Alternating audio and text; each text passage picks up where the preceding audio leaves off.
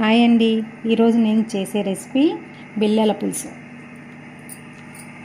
దానికి కావాల్సిన పదార్థాలు: శనగపిండి, 1 స్పూన్ కారం, 1 స్పూన్ ఉప్పు, పసుపు, అల్లం వెల్లిగడ్డ పేస్ట్.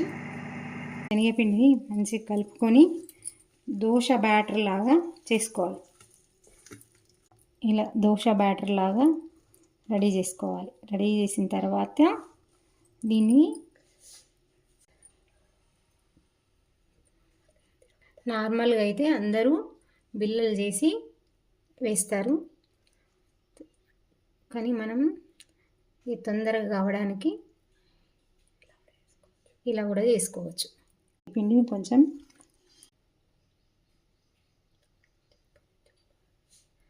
కొంచెం ఆయిల్ వేసి ఒక ప్లేట్ పెట్టుకోవాలి. స్పూన్ల ఆయిల్ వేసి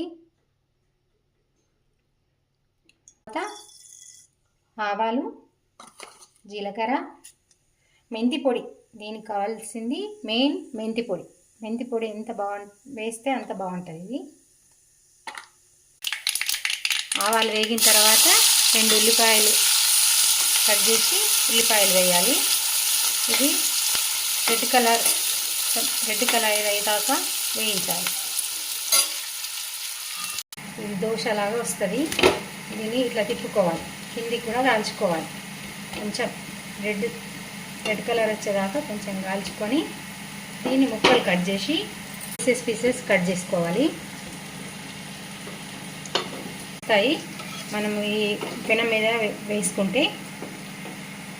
ఇప్పుడు పసుపు, మళ్ళీ కారం,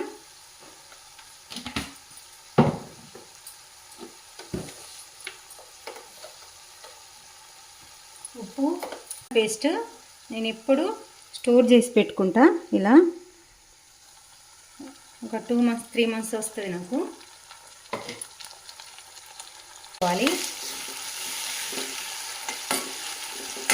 కలుపుకున్న తర్వాత ఈ బిళ్ళలు ఇలా వేసుకోవాలి.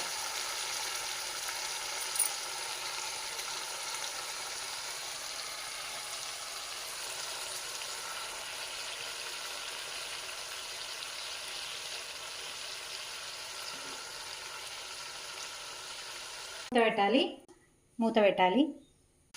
అప్పుడు మిగిలిన పిండి కొంచెం అందులో పోసి కొత్తిమీర వేసుకొని దింపుకోవడమే. బిళ్ళల పులుసు రెడీ.